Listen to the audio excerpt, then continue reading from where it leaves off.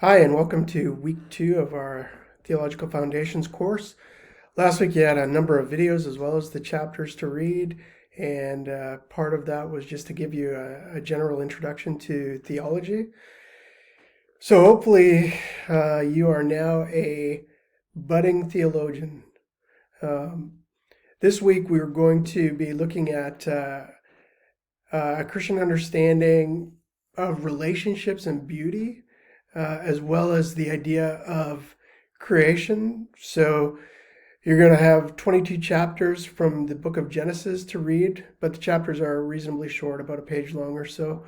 Um, but that will give you an introduction into uh, the Old Testament or Hebrew Bible, and also an understanding of what the way in which the Hebrew people or the Jewish people understood God and understood themselves in the world. So that'll be your Genesis reading. You have the 2 chapters to read in N.T. Wright's book. Um, they're relatively short chapters, both of them, again, dealing with relationships and beauty. As I say in the overview to this module, I don't agree with everything that N.T. Wright says in terms of understanding, particularly sexuality. We can possibly get into that in the discussion forums, um, and that's okay if we do so. I just think it's really important that we're very respectful of each other and understand that people come from different positions, different ideologies, have been raised with different ideas in terms of human sexuality. And there are vastly different interpretations within Christianity about human sexuality and how to interpret and understand the scriptures that speak to it. So I want you to be aware of that. Also, note that on the 31st of January, you need to turn in your Need for Creeds essay.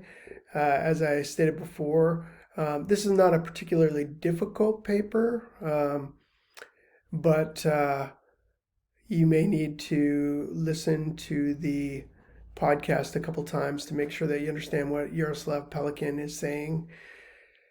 Be involved again in the discussion forums. I always look forward to that. That's one of the places where we get to know each other, where we discuss interesting issues together. Um, Likewise, I want to note that you have a church visit paper that's coming up. Be sure to carefully read both in the syllabus and in the document that I'm going to be posting and sending to you the instructions on how to do this paper. You will need to do a little bit of research for it, not a lot, a little bit. You'll need to go and visit a church. With it being COVID days, I'm going to recommend that you visit the church for an online service. It needs to be a church that's different. If you were raised going to church, it needs to be a church that's different than what you were raised in. If you weren't raised going to church, then the world is your oyster in terms of choosing a place of worship.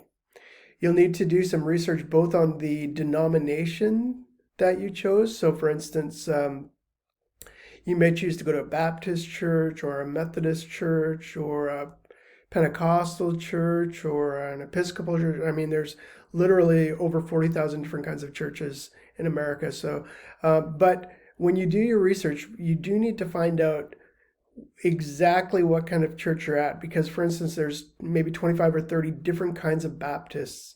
So you're going to need to do your homework a little bit and find out, oh, okay, I went to a Free Will Baptist church or a Missionary Baptist church. I went to an American Methodist Episcopal church or a Free Methodist church, whatever kind of church.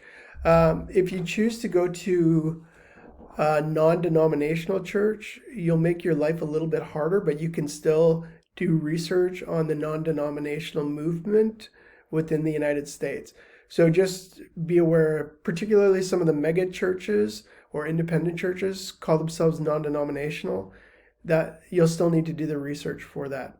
So research on the denomination, but also research on the local church itself. So this paper is due on February the 21st. I enjoy it. Look at it as an opportunity to just kind of investigate and see something different than what you've seen. So If you've been raised going to church, go somewhere that's very different than what you have encountered in the past.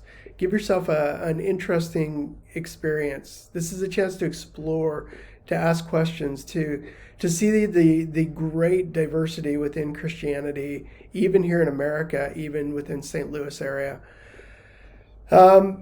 I do want to remind you that you are always welcome to reach out to me with questions, concerns.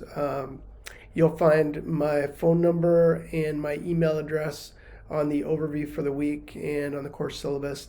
And so don't be shy or hesitant if you have questions about reaching out to me. All right. Again, look forward to seeing you in the discussions this week. I hope you're having a great week and also a great start to our course. See you soon.